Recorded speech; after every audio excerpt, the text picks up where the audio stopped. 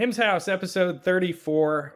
My name's Jonathan Stern. I'm here as always with Patrick Lester, who goes by the name Bayside in the HIMS House Discord.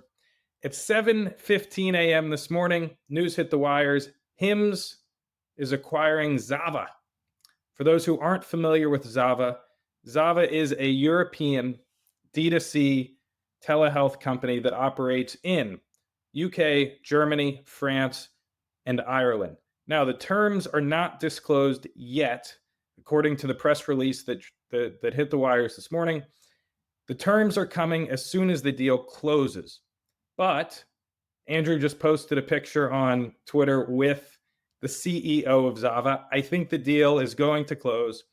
And thanks to some sleuthing in the HIMS House Discord, we do have some financials. Revenue, this was for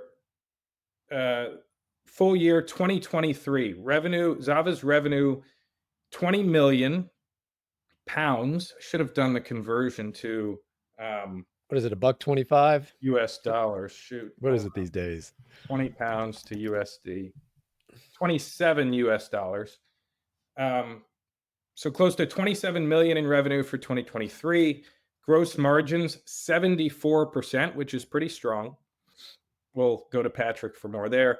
Operating loss of 47,000, close to break even, and then a net loss for the year of close to 320,000 pounds.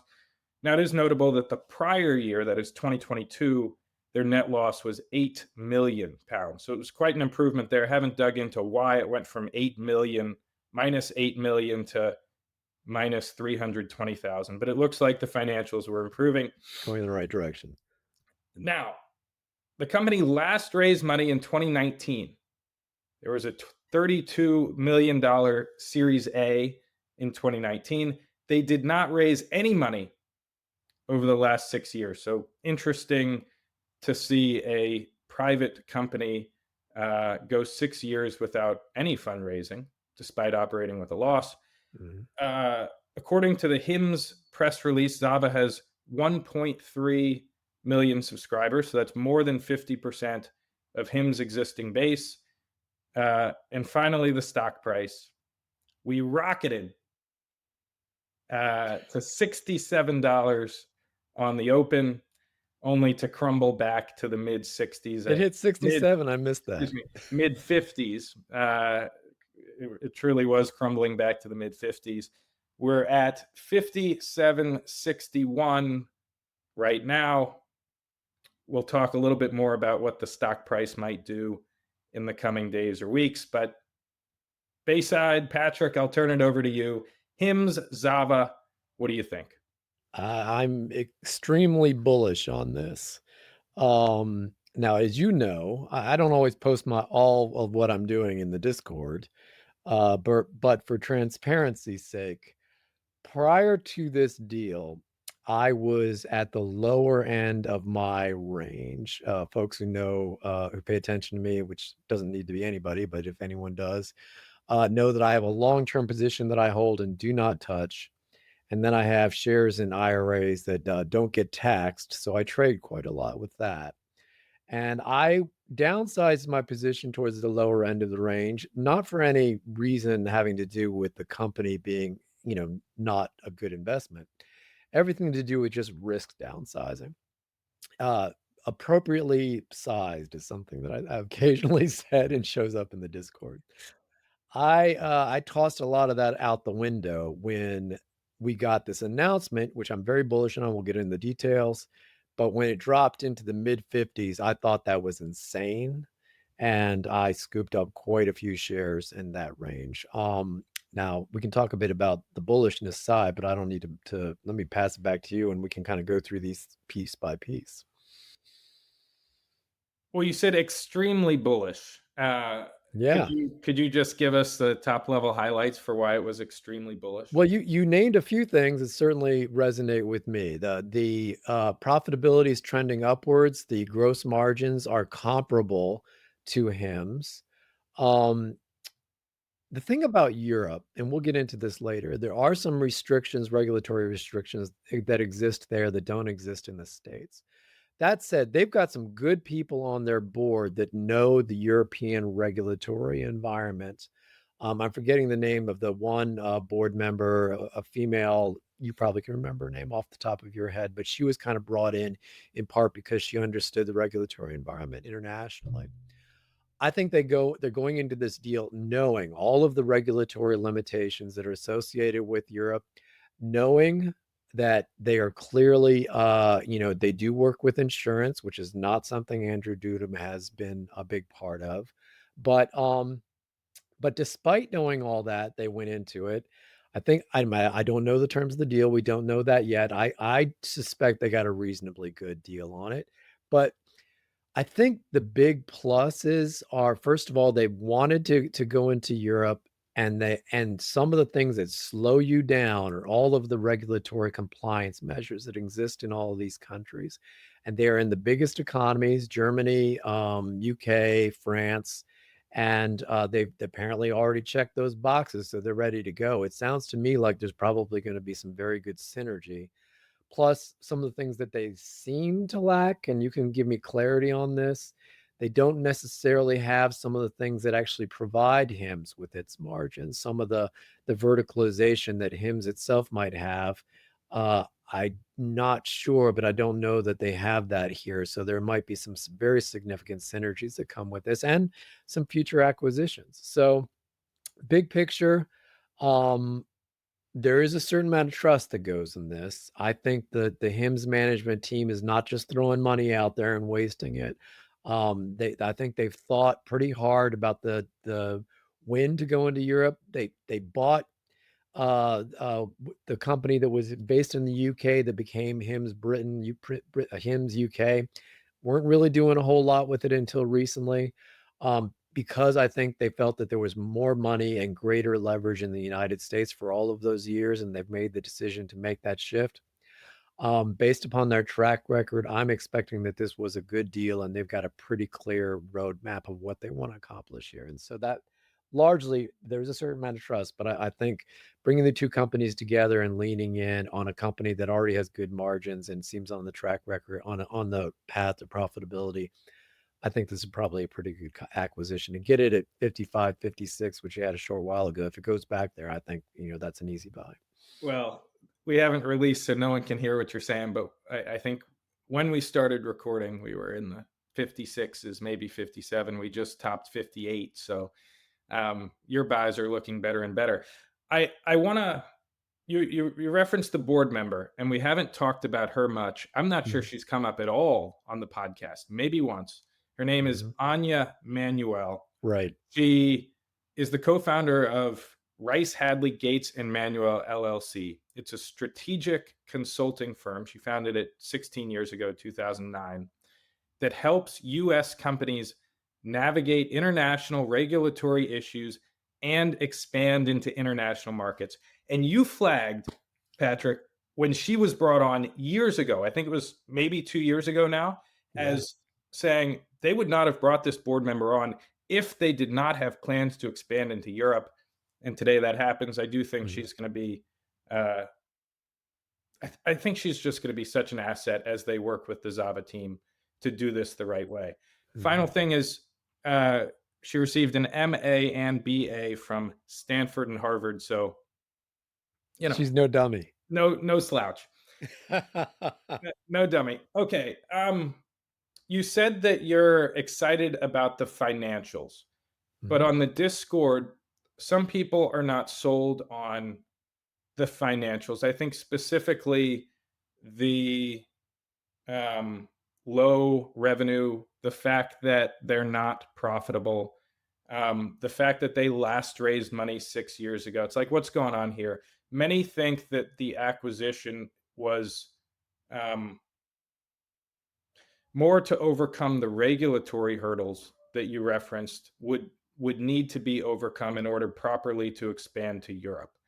And so I'm wondering, do you think if we could try to understand Dudum and boards and management's um, rationale for the deal, do they really care about Zava the company, or do they just want access to the legal team, the fact that they've already successfully expanded into these markets, the fact that HIMS now doesn't have to do the legal and regulatory work that ZAVA has already done. I think it's a little bit of both. There's no question having the presence on the ground and the regulatory boxes checked is a huge attraction to this deal. Because it would take time to do those things, and time is a luxury that you don't necessarily want to spend in this case if you don't have to.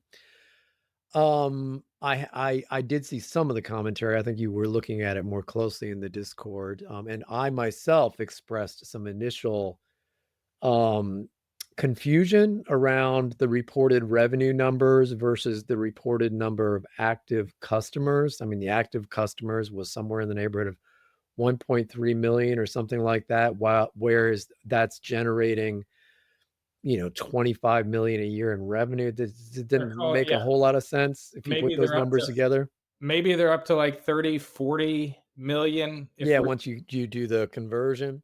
right. So that caused pause, I will admit. What's going on there? Because off the top of my head, um, that they're earning revenue per quote active customer that's comparable to what HIMS brings in on a monthly basis from an existing customer. So why? Why is it so much lower? Are these Probably legit that are these legit subscribers? Like, do they really I have don't know is the answer. 1.3 I don't know million? what an active subscriber means, but this is what got me past that hurdle. Um, and that there is a great deal of trust associated with this. I suspect what happened here. So HIMS, I don't believe the HIMS team just made a deal to make a deal. They knew that when you go in and you make these deals, you get access to these financials, that they're going to know all this stuff. They're going to review what they're doing. They're going to know the regulatory hurdles. HIMS goes in knowing what they can do, probably have a pretty good plan already about how they're going to ramp things up and do things that this company's not doing. Now, we won't know how effective those are, but it's not like HIMS has zero experience in Europe. Um, I suspect they've got a plan already. They wouldn't make the acquisition without that plan already in place. And then it's a matter, so you have to trust that they did that, which I couldn't imagine they didn't as part of the due diligence process. And then the next matter of trust is, do they know what they're doing? The track record success this company has had tells me that they probably have readily identified some flaws and have already a plan for rectifying those and scaling up. But that's a matter of trust. Do I have any information beyond what we know at this point? Of course not. How big do you think the deal was? Any guesses? I heard from you that some others have probably done this work, so I don't want to give you a guess because it's probably not worth much. Well, so if revenue was, I don't know, call it 30 million. We don't have access to the 2024 numbers, so Mhm. call it 30 to 40 million. My thinking is that the multiple is probably in the 5x range. To sales. Correct. The revenue, the price to sales multiple is in the So 5. that would put it in the 125, 150 million. I think it Oh, could be wait, I have to do the 4. conversion. I Right. think it could be 4, like if it's 3 or 4 on the low end, I'm thrilled. I think it could go up to 7 or 8, right? 7 or 8. And what was the convert to US dollars revenue, we think, annually? Oh, okay. So you're saying if it's close to 30, I was saying $30 million. $30 million. So 30 or times we just 5 don't would be have access. 150 million times. So we're probably 150 to 200 million range, you think? I think we're going to be in the 150 to 250 million Okay. range. Um, and I realize that's sort of a large, there's a reasonably large margin of error there, but we don't have access to the 2024 numbers.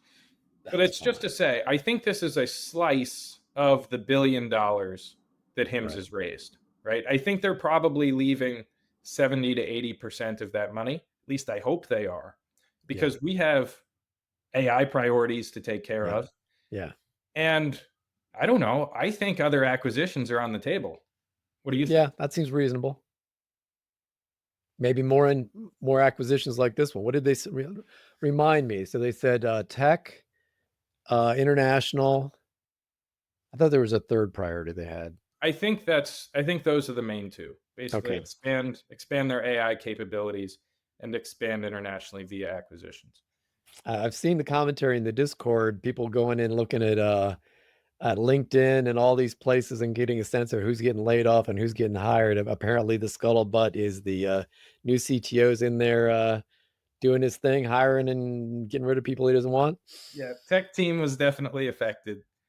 But apparently the layoffs spanned multiple teams. So it was, hopefully underperformers across Right. business units. I saw some of the commentary that that's a healthy thing. I think so. What do you think?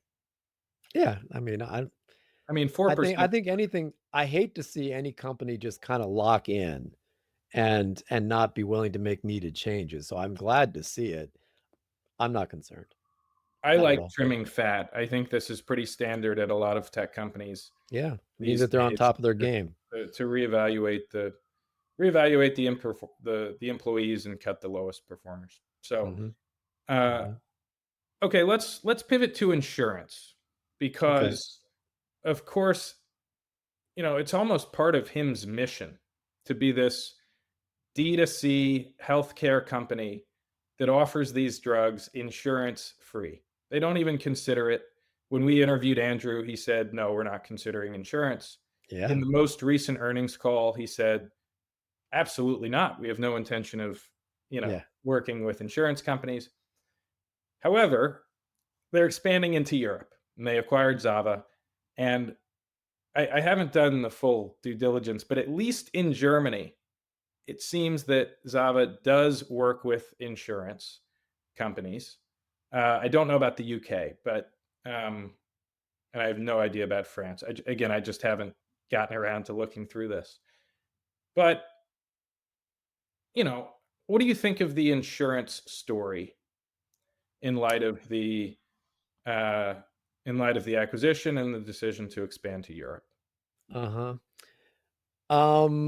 Mixed feelings. So I have to admit, I am outside the norm in terms of views on the insurance question. And I'm not saying that I'm right. You're Um, outside the what? outside the norm, I think, so Andrew is very clear about where he stands with respect to insurance in the US, at least. He's made that very clear. I had felt for quite some time that very limited insurance coverage for GLP-1s, given their enormous cost, could potentially be beneficial, and you wouldn't have to do that across the board on other things. Just do it where it makes sense financially. And I think we even raised that as a question, and he said, "No, we're not doing it." And I have to trust their judgment on this. On the one hand, insurance makes things more affordable for your customer. That's good. On the other hand, insurance companies can squeeze you. I'm not sure about how insurance works in some of these European countries because they have public coverage. So maybe, the having to deal with insurance companies that are looking to squeeze you is not really how it works there. And I just don't know enough about public systems versus, quasi-public or purely private insurance. I just don't know how that all works in those countries. But what I do think is that they fully considered it when they made these acquisitions. I'll say this is probably part one of our HIMS ZAVA series. Um, I tried to get on a couple European experts, but they just weren't available this morning. Yeah, Uh, we should talk about the advertising thing too. yeah, so it might be later this week, it might be next, but HIMS House has every intention of bringing on some European experts to talk about this. We've got a few of those. And we have more than enough in the Discord and on Twitter and other places. So yeah, we're gonna make that happen soon. Uh, what did you say you wanted to chat about there? Oh, we gotta talk about advertising. Yeah, advertise. Someone in the Discord asked, um, you know, how is this going to affect HIM's advertising model? They have this marketing team that is arguably the best in the business. Are they going to be able to transport the operation all the way to Europe. Well, so, I remember when they talked about international expansion, obviously, they did do some of that, years ago, and so I looked into it when I was first investor in HIMS, and what I quickly found out at that time was there are only 2 countries in the world where it is completely fine and dandy to advertise pharmaceuticals. Those 2 countries are the United States and New Zealand, which would seem to put a crimp in the ability to expand internationally. But um, those rules vary from country to country, and what they are specifically is restrictions on advertising pharmaceuticals, not restrictions on advertising telemedicine, which is different. And one of the things, I'm not sure if you mentioned it, one of my favorite data points and data sources is Google Trends. You obviously do a lot of that in the data tracker with HIMS. So, of course, I plugged in ZAVA in Google Trends worldwide. Let's see how they're doing on the worldwide trends. And guess what? They're trending up. That doesn't tell me a story of stagnation and inability to market. That tells me a story of growth. So they're overcoming it before HIMS even gets involved. And if you can share that screen and throw it on there, maybe we can take a look at it. But I would love to share this screen. We're using this platform that we're using the wrong one for that. where I have no idea how to share screen. Well, so I've got it. Maybe Can I can't share a you have screen any either, but I can idea? verbally tell you. Uh, or maybe I can't because I don't have it up on my screen. Oh, here, I can do it right here. Let's see. So I will verbally tell you what I'm looking at. If you go ahead to Google Trends, type in ZAVA, the company, make sure you check worldwide. Uh, over the past year, Yeah, confirmed. Zencaster does not allow us to share screen. We so might be 1 year ago, this is, Google does these relative things. So 1 year ago, they were clocking in at a 29 on whatever the scale means, and then the most recent, they're clocking in at 62. I So have access to search volumes if you'd like that. what's that? I have access to the actual volumes if Oh, you'd you like. do? So you wanna give your version of it? I use something that gives us access to the volumes. Could you what were the time series you just noted there? So, make sure you're doing worldwide, Yep. ZAVA, the company, so that's a category, and, um and I just did it over the past year, Oh, really? and Past year. Okay, that's fine. I mean, you can do the last 5 years or something, you get to I'm the on past 5 because that they had this weird spike in 2023. it was probably some marketing thing. I Probably mean, so. probably who knows? Could have Maybe maybe they there was put like out a deal of some kind. a Champions League thing, like the Super Bowl, and they were Yeah, I don't stirring it. maybe, I Who doubt knows? it. Who knows? Anyway. These trends are the same trends that HIMS itself had back in the day, and I guess if you wanna count GLP-1s has had them recently. If at least this version of the chart I'm looking at, 29 versus roughly a little over 60 year over year means a doubling in search interest on Google Trends over the past year.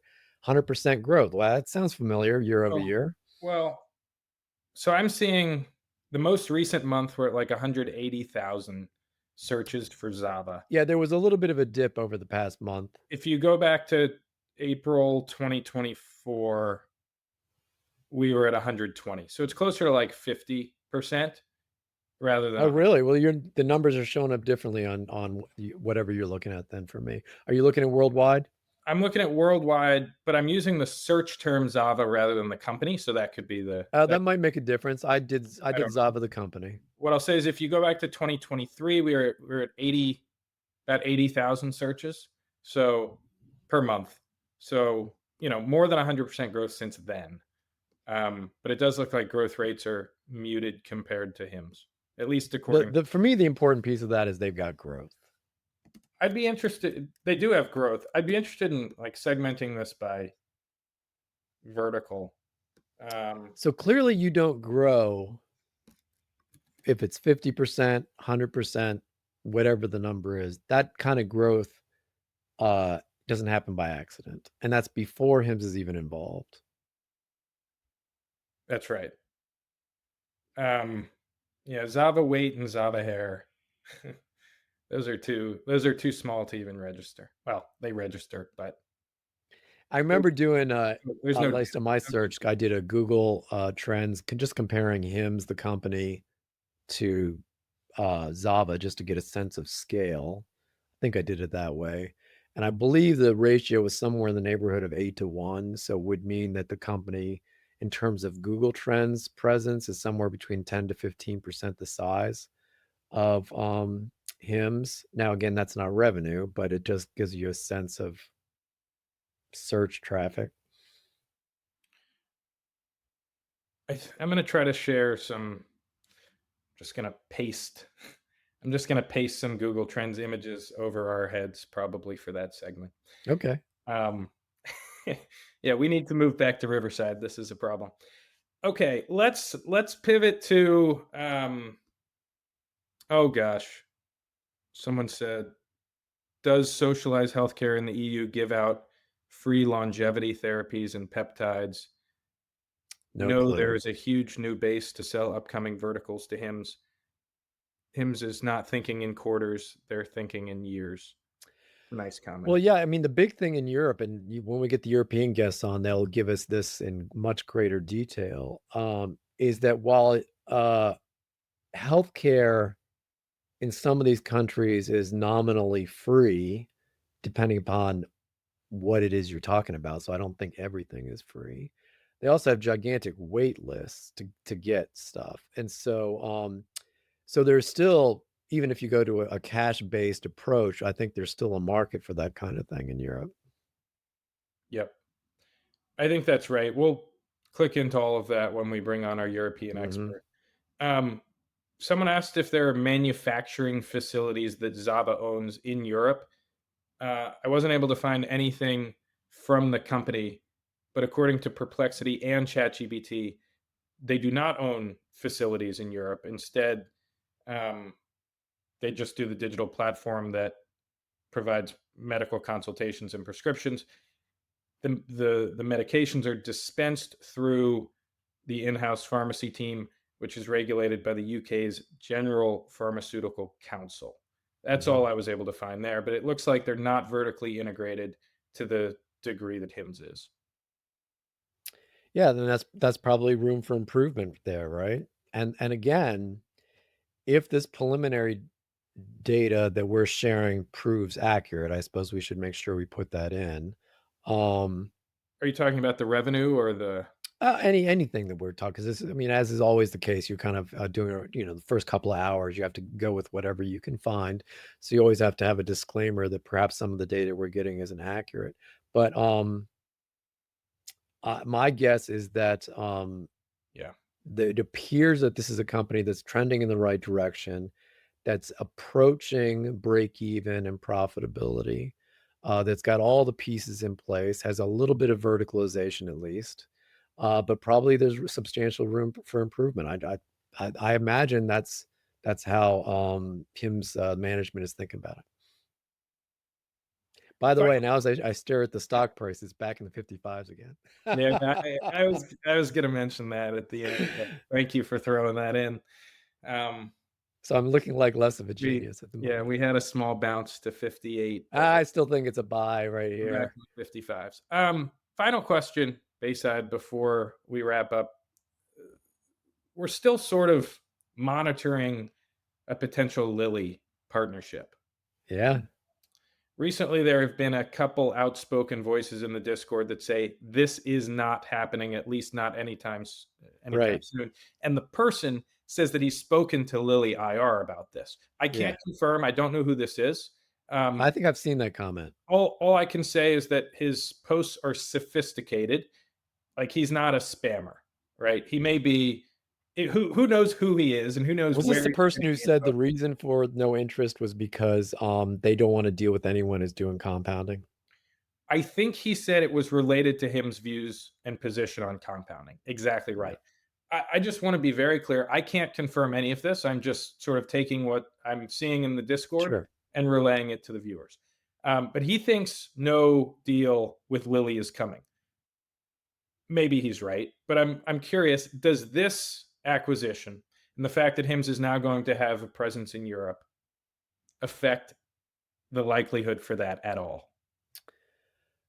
Uh, it might affect it positively. I would think that, Lilly is not really the primary company where there's gonna be a partnership. I would think it's still most likely going to be Novo, which is located in Europe and has a very substantial presence in Europe already. You think Nova was well aware that this acquisition was coming?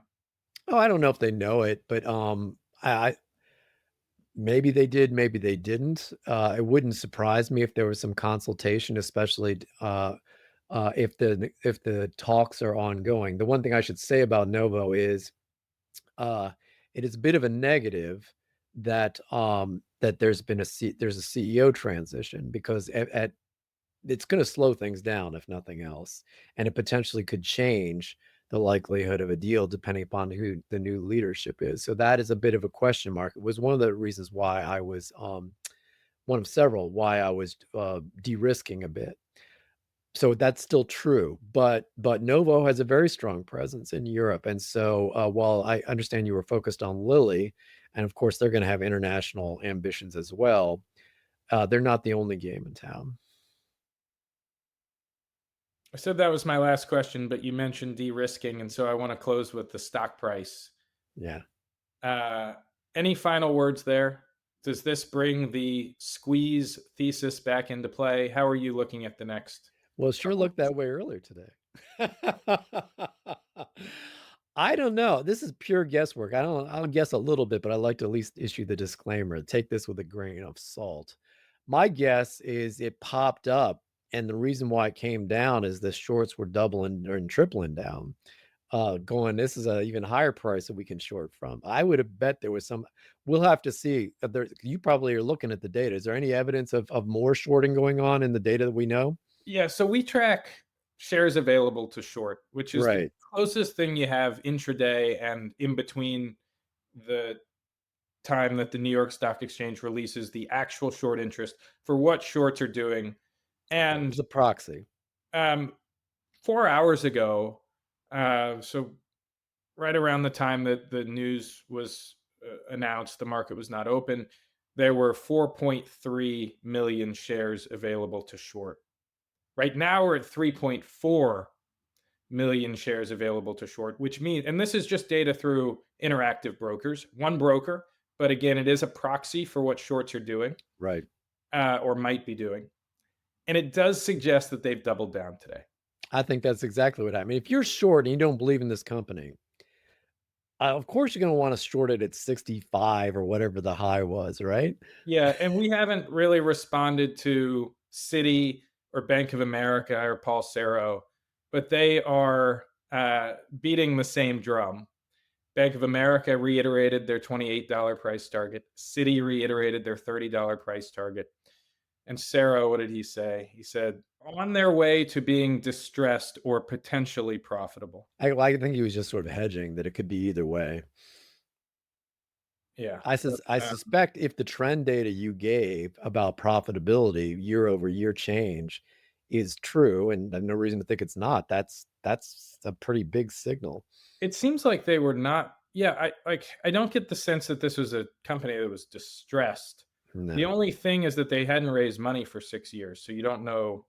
Well, we need to see what the cat. Because I think we did have a cash situation as of 2023. I don't remember what that was, but I don't get the sense that this was a distressed company. Open to being wrong there, but I mean, as always, we don't have all the details. We have to reserve judgment. All we can do is make initial judgments, which are subject to change as we learn more. But based upon what we know so far, I consider the overall deal to be bullish. great. Well, cut it there. This has been Him's House, episode 34, an emergency episode. I'll probably put that in the title. Anyway, thank you, Bayside, for Patrick for being able to hop on. And we'll continue the discussion probably later this week or early next. Sounds good.